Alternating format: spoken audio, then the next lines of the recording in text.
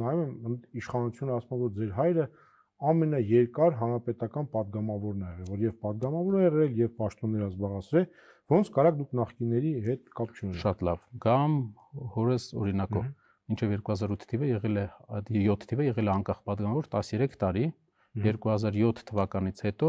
աշխատանքի անց է պետական համակարգում, Հայաստանի Հանրապետության պետական համակարգում, իր հայրենիքի պետական համակարգում 2.5-3 տարի աշխատելուց հետո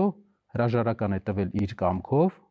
բայց եթե մենք այսօր նայենք մեր պաշտոնյաներին, կա պաշտոնյա, որ իր կամքով, եթե անհամաձայնության դեպքում, քաղաքական անհամաձայնության դեպքում քաղաքականության հանդեպ, օրինակ այսօր որ վարում է ներկայիս իշխանությունը, կարող է հրաժարական տալ եւ գնալ։ Ես վերջերս չեմ տեսնում այդ օրինակները։ Նա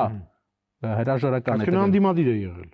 Անդիմադիր չէ, նա հրաժարական է տվել։ Քաղաքական պատճառներով հրաժարական է տվել, անդիմադիր է եղել։ Նա ունեցել է երկրի զարգացման հետ կապված այդ ժամանակաշրջանում ու իր տեսլականը։ Եւ իր տեսլականը չի համընկել այդ բանի երկրում եղած հիմնական տեսլականի հետ, ինչը որ բնական է։ Բայց այդ տեսլականը միշտ իրավիճակը դուք լսել եք իր խոսքերը։ Լսել եմ, բայց ի՞նչն էր փոխվել։ Միշտ նույն քաղաքական իր հարցազրույցները լսել եք։ Այո։ Իսկ հիշում եք այն մասը, որ նա ասաց, որ մեր երկրի հիմնական խնդիրը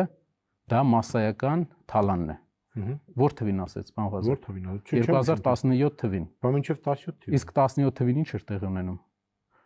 Բա մինչև 17 ով էր ղեկավարը։ Մինչև 17 թիվը բազում անգամներ իր հայտարարությունների մեջ նա հանդես էր եկել հայտարարությամբ, որ երկրին փոփոխություններ են պետք։ Լավ, հասկացա, նա եղել է անդիմադիր։ Չի եղել անդիմադիր, կներեք։ Իշխանությունը նա տեսել է այլ տեսլական, ունեցել այլ տեսլական, քան այդ ժամանակվա երկրի հիմնական քաղաքական ուղղությունն է։